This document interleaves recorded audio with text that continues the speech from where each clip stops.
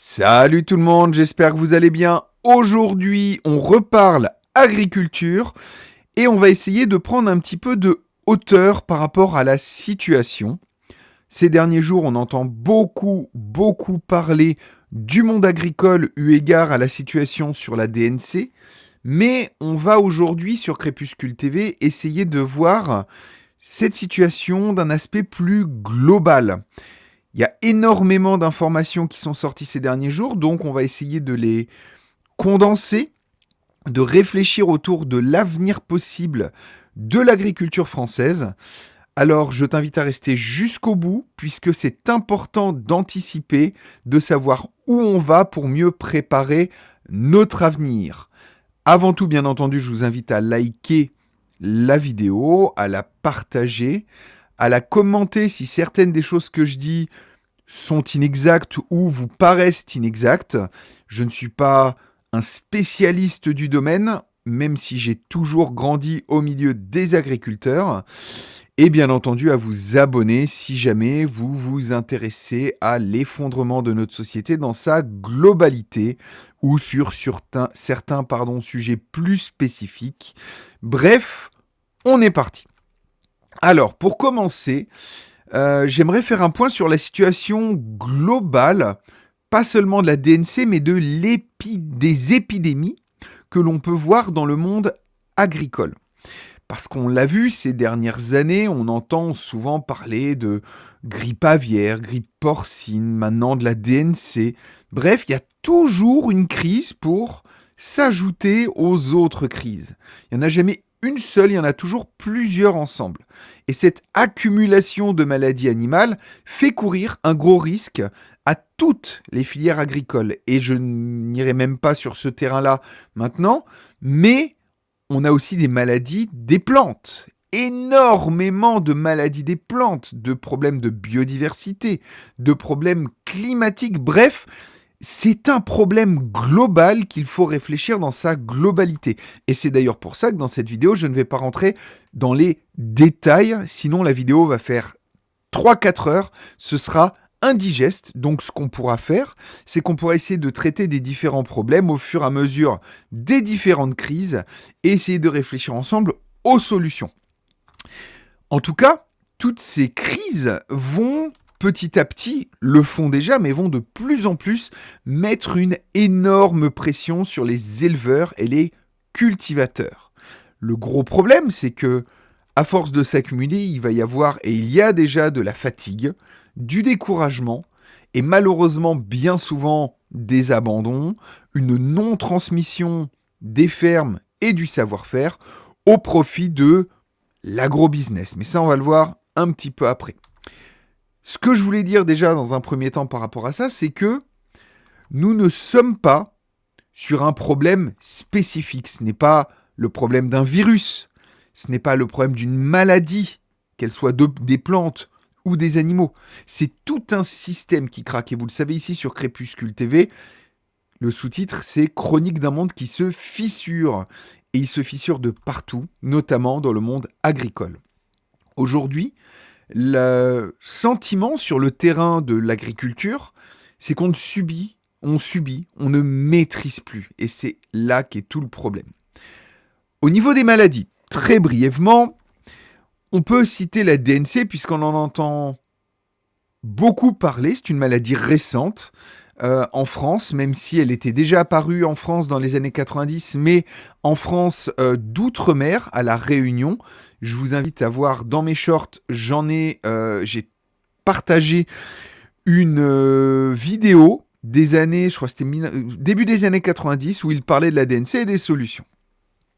Donc la DNC, comme vous l'avez vu, touche les vaches, et ce qui transmet la maladie, ce sont les mouches, ce sont des piqûres de mouches, ce qui fait que des fois, donc on a des zones qui sont complètement bloquées, des abattages parfois complets des cheptels, et donc du coup, cela crée un choc psychologique très important pour les agriculteurs, mais il y a également un choc sur la perte de génétique, un choc sur la productivité, bref, c'est plein de choses qui se cumulent sur une seule maladie. On peut également citer deux maladies, la FCO et la MHE. donc j'ai fait quelques recherches pour pouvoir vous parler de ça. Donc ce sont des maladies qui sont en train de s'installer dans le paysage français, mais pas que. Donc ça touche les moutons, les chèvres, les vaches. La circulation est permanente de ce virus, c'est très difficile de le bloquer. Ça amène pour l'instant des contraintes de déplacement des troupeaux, énormément de stress pour les agriculteurs et pour les animaux, beaucoup de paperasse, un coût énorme. Même si pour l'instant ça va à peu près sur ce terrain-là, petit à petit, voilà, c'est un bruit de fond permanent qui s'installe et ça s'arrête jamais. Et ce sont des maladies qui peuvent évoluer et devenir de plus en plus problématiques. Bien entendu, on peut parler de la grippe porcine qui touche du coup la filière porcine qui n'était pas dans les premières que j'ai citées. Donc on voit vraiment que ce sont toutes les filières qui sont touchées. Donc la grippe porcine est connue, elle est surveillée. La peste porcine africaine également, qui n'existe pas encore en France, mais qui est très surveillée, qui présente une menace constante, puisqu'on a de plus en plus de maladies venues d'Afrique qui remontent, eu égard au changement climatique, puisque ce sont des maladies climatiques, c'est-à-dire que les animaux, les insectes et les oiseaux migrateurs, donc pour notamment tout ce qui est plutôt aviaire, sont les porteurs et les vecteurs de ces maladies, et le changement climatique fait que cela bouleverse les périodes à laquelle elles sont amenées. Cela fait remonter également vers le nord certaines catégories d'insectes et d'oiseaux et d'animaux tout court qui n'étaient pas présents sur notre continent et qui du coup aujourd'hui se retrouvent à venir dans nos contrées et qui du coup ramènent les maladies. Je sais qu'il y a dans les personnes qui me suivent, des personnes qui sont climato-sceptiques.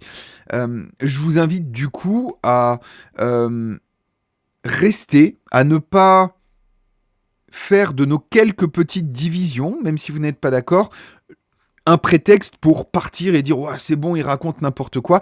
Essayez de prendre cela dans son contexte global. On n'est pas là pour parler changement climatique, j'en parlerai dans d'autres vidéos, mais en tout cas, pour moi, clairement, c'est un des signes que c'est quelque chose qui est factuel et qui va nous amener des problèmes dans les décennies et les centaines d'années à venir. Il faut penser un peu plus loin que sa propre personne.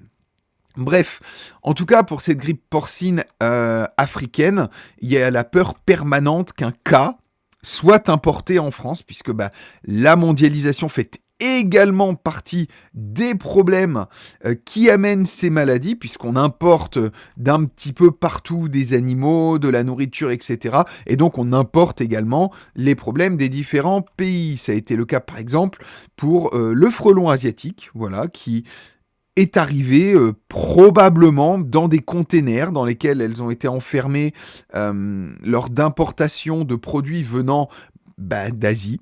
Et donc du coup, se sont retrouvés à coloniser nos contrées. Qu'est-ce qui se joue vraiment autour de tous ces problèmes que je viens de vous citer ? On va prendre déjà les faits. Le fait brut, c'est qu'il y a de plus en plus de crises, il y a trop de crises en même temps, notamment dans le monde agricole. Il y a également, en France notamment, même si en Europe c'est le cas, mais c'est très spécifique à la France, beaucoup trop de règles, beaucoup trop de normes. Et le problème, c'est que la quantité de règles et de normes qui sont imposées aux agriculteurs font que derrière, cela augmente les coûts. Il y a également de nombreux contrôles. Et donc du coup, le moindre petit incident est traqué.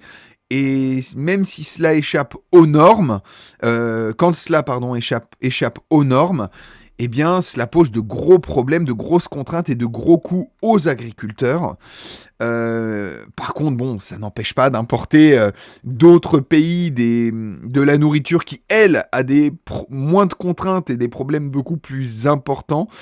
Et du coup, cela a tendance à montrer qu'il y a un deux poids deux mesures et une absence finalement de bon sens dans tout cela.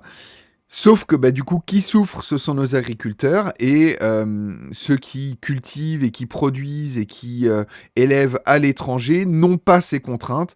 Et donc du coup, en France, le résultat est mécanique. Seuls les gros tiennent bon et les petits sont détruits et mettent la clé sous la porte. Ou alors, une fois qu'ils sont arrivés à la retraite, ce n'est pas repris et c'est acheté par les gros, ceux qui tiennent. Et les gros, on sait qui c'est les Arnaud Rousseau et tous ses copains, qui du coup en profitent pour tout rafler. Et avec le Mercosur, ils sont très contents parce qu'ils vont pouvoir exporter, alors qu'en réalité, il faudrait plutôt garder chez nous les produits de qualité qui sont produits par nos paysans. Bref, le récit public maintenant. Le récit officiel, c'est que si on veut tenir bon, il faut sécuriser, moderniser, rationaliser. Si on traduit ça dans les faits, on est plutôt sur une concentration, une standardisation et une industrialisation de l'agriculture qui ne bénéficie toujours quand même, comme je disais avant, aux gros et non plus aux petits. Récemment, je ne sais pas si vous êtes tombé dessus, nous avons également eu Charles Gave qui va de sa théorie, avec laquelle je suis assez d'accord. J'ai déjà émis plusieurs théories sur pourquoi le monde agricole est à ce point attaqué. Et donc du coup, pourquoi il est à ce point attaqué, je vous invite à aller voir mes précédentes vidéos sur le sujet. Mais d'après Charles Gave, c'est voulu. La disparition des petits est programmée. Parce que avec le système actuel tel qu'il est réfléchi, tel qu'il est mis en place, l'objectif c'est que l'agriculture paysanne ne soit plus rentable, selon le système bien entendu, et cela permet de fermer toutes les petites fermes. Alors quand je dis petites, c'est des fois 100 hectares, 200 hectares, ce qui n'est rien comparé aux milliers, dizaines de milliers d'hectares de certains agriculteurs, ou plutôt chef d'exploitation agricole. Et donc du coup, tout cela contribue à basculer vers un agro-business permanent. Et même si vous n'êtes pas obligé d'être d'accord avec cette théorie, même si ce n'est pas voulu, permettez-moi d'en douter, mais mettons soit que ce ne soit pas voulu. Encore une fois, je n'y crois pas. Je pense que tout est fait dans ce sens. Il y a beaucoup de dessous de table, à mon avis, de favoritisme pour l'agrobusiness. Ce qui fait que dans les faits, même si on n'est pas d'accord, c'est pareil. Ça détruit les petites exploitations. Et donc, du coup, on bascule mécaniquement vers l'agrobusiness. Que ce soit voulu ou non. J'ai déjà expliqué dans une autre vidéo comment soutenir les petits agriculteurs. Je vous invite à aller la voir. Je sais que c'est pas le genre de vidéo qui fait le plus de vues, mais c'est important de donner des solutions. Je ne suis pas là que pour poser les problèmes. Ensuite, on va parler des problèmes de l'agrobusiness parce que tout est fait pour favoriser ce système, mais en réalité, c'est celui qui pose le plus de problèmes. Autrefois, il n'y avait pas autant de maladies, pas autant de circulation des maladies, puisqu'on était sur une consommation locale, donc peu de déplacement des animaux. Les animaux étaient abattus et préparés sur place, ou alors dans des structures très locales, ce qui fait qu'en cas de problème, en cas de maladie, la maladie se concentrait sur des petites surfaces, des petits territoires, et donc du coup, le problème ne s'exportait pas. Le problème, c'est qu'aujourd'hui, la solution qui est apportée, ou alors la suite logique de ce qui est en train de se passer, c'est qu'on va aller sur des exploitations donc de plus en plus grosses, on va du coup de plus en plus concentrer les exploitations en de grosses exploitations, donc il y aura beaucoup plus d'animaux au même endroit, les génétiques sont du coup toutes les mêmes, puisque une génétique souvent est spécifique à une ferme en particulier. Il y a les mâles reproducteurs, il y a les femelles, donc les vaches ou autres animaux. Et donc du coup, entre guillemets, l'arbre généalogique tourne un peu en rond. Hein. Et donc du coup, la même génétique, beaucoup d'animaux au même endroit, souvent des animaux qui sont mis ensemble, qui sont à peu près dans les mêmes âges, dans les mêmes bâtiments. Bref, cette standardisation et cette accumulation au même endroit va causer quel problème ? Quel problème ? Eh bien, la propagation des virus à une vitesse beaucoup plus importante. Donc du coup, finalement, ce qui est vu par certains comme une solution ou par d'autres comme une fatalité, va finalement arriver au même résultat. Les maladies vont se propager de plus en plus, parce qu'en plus, dans les grosses exploitations, au-delà de la concentration au même endroit des animaux, il y a également beaucoup plus de camions, puisqu'il faut prendre à un endroit les animaux, les emmener de plus en plus loin vers des gros abattoirs dans lesquels il y a beaucoup de personnel, pareil pour les fermes, il y aura beaucoup plus du coup d'entrées et de sorties dans ces fermes, la logistique pour tout cela est beaucoup plus lourde, et donc du coup, il y aura de plus en plus de points de contamination possibles à force d'industrialiser l'élevage. On industrialise également les maladies. Et donc du coup, on en arrive à un résultat complètement contre-productif, parce que maintenant, pour un foyer, là, on voit par exemple les 200 vaches qui ont été abattues en Ariège, dans une exploitation. Imaginez maintenant une exploitation de 1000, 2000, encore plus. On voit les feedlots aux États-Unis. Des fois, ce sont des dizaines de milliers de vaches au même endroit. Imaginez si on fait exactement la même chose. Il y a un cas de DNC dans une exploitation de 2000 vaches. C'est plus 200 vaches qu'on abat, c'est 2000. Et donc, du coup, on en arrive à de plus en plus de problèmes. Alors qu'en n'ayant des petites fermes, il suffirait d'avoir une quarantaine sur ces petites fermes, plus d'entrée, plus de sortie, etc. Le problème de la DNC, c'est que ce sont les mouches qui sont le vecteur, donc c'est dur d'empêcher les mouches de sortir, mais n'empêche que cela limiterait quand même énormément la propagation.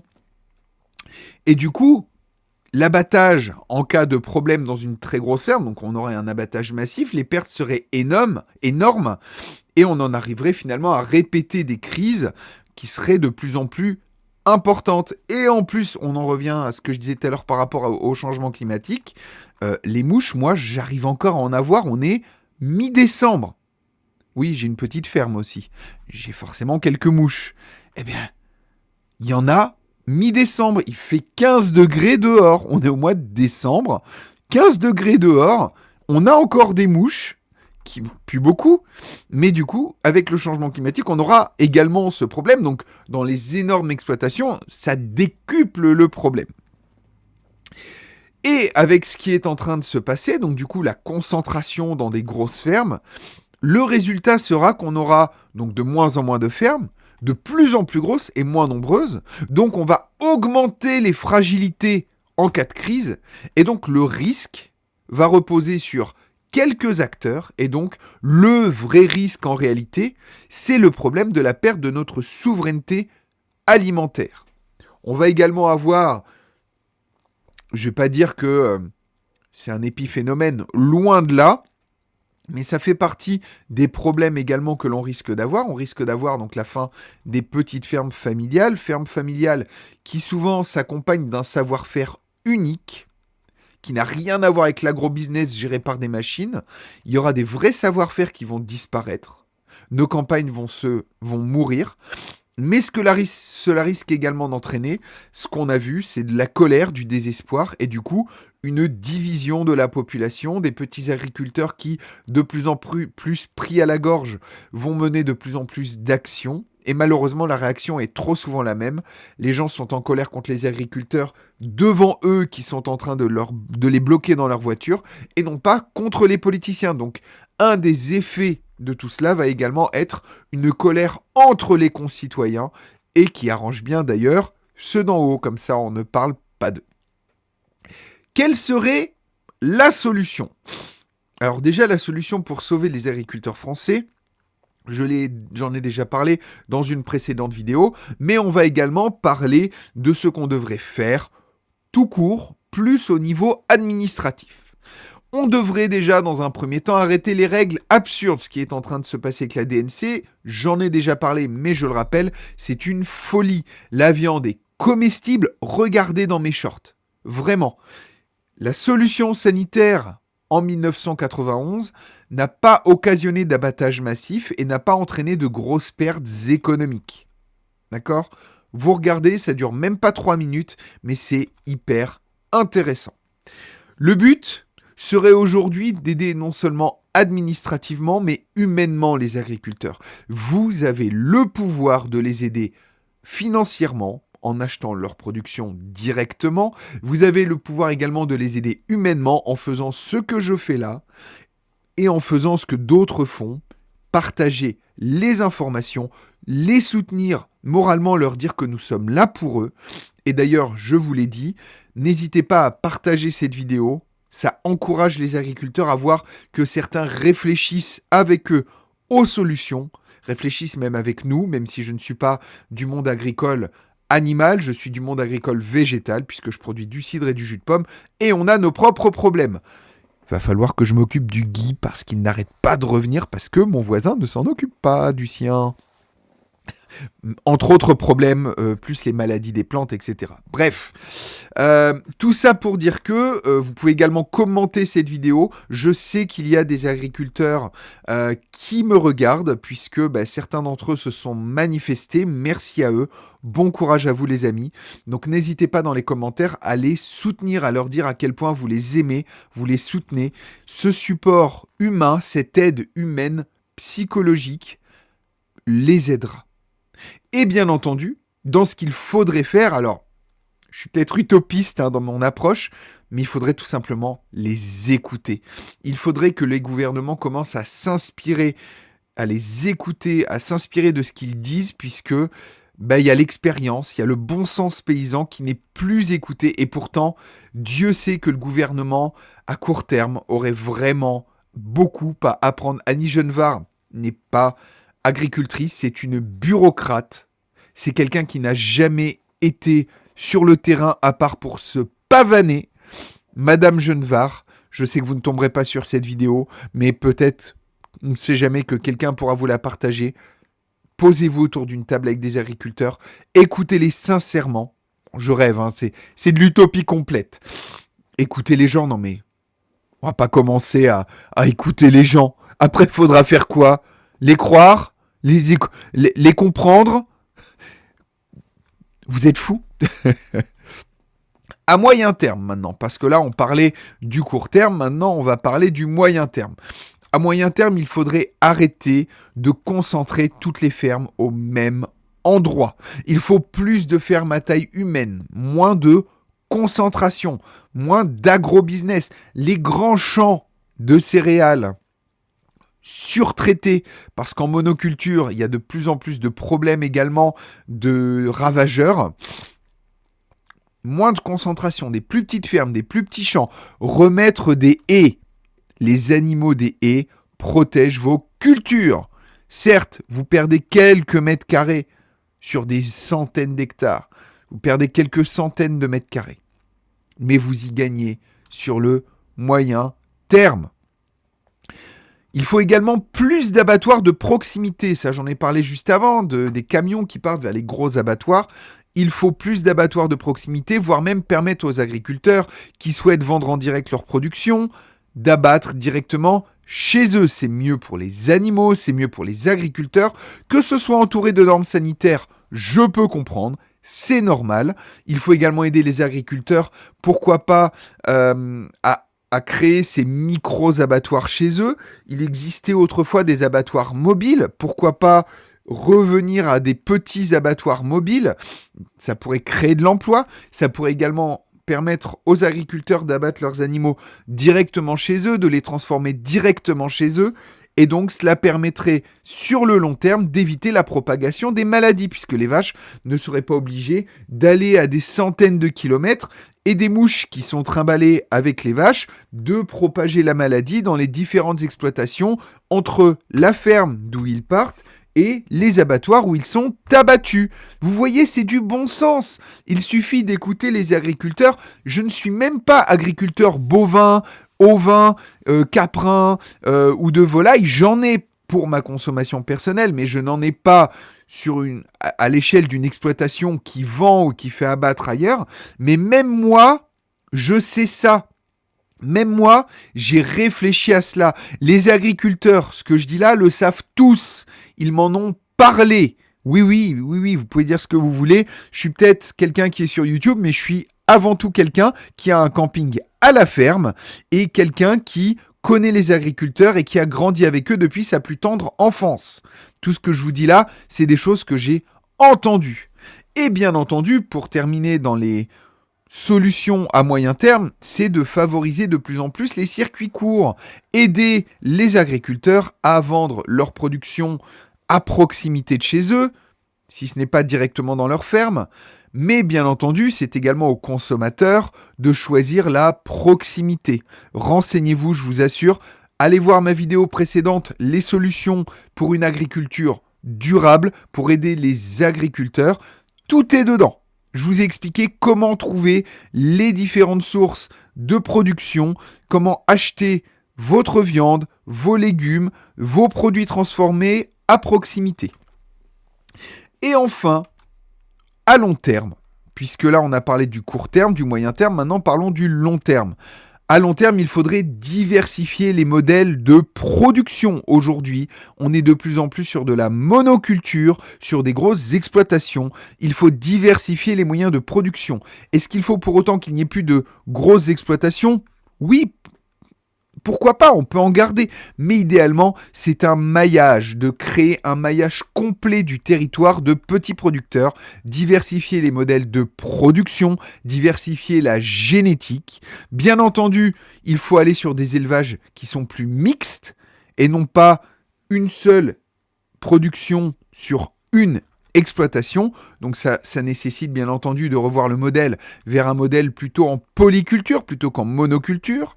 Il faut également viser à nouveau une autonomie alimentaire et non pas une souveraineté alimentaire, ce qui n'a rien à voir. Souveraineté alimentaire, en gros, c'est assurer à tout le monde qu'ils aient à manger, qu'importe si ça vient de l'étranger ou de la France. Comme le dit mon ami Christophe de la chaîne Pragma Actu, qui lui-même est agriculteur, il est maraîcher. Il le dit très bien, il le dit, on a eu le ministère de l'Agriculture, aujourd'hui on a le ministère de l'Agriculture et de la Souveraineté Alimentaire, vous allez voir bientôt, ils passeront sur un ministère de la Souveraineté Alimentaire, point. Ils sont en train de d'effacer l'agriculture, même des termes. Et honnêtement là-dessus, je lui fais confiance, je pense qu'il a raison. Et enfin, il faut à long terme favoriser non pas le rendement, mais la résilience. Il faut que chacun puisse se nourrir avec ce qui est produit près de chez lui. C'est ça, ils n'arrêtent pas d'utiliser le mot résilience partout dans les médias. Macron en a parlé, les ministres en ont parlé qu'il fallait être plus résilient. La vraie résilience, ils sont en train de la détruire.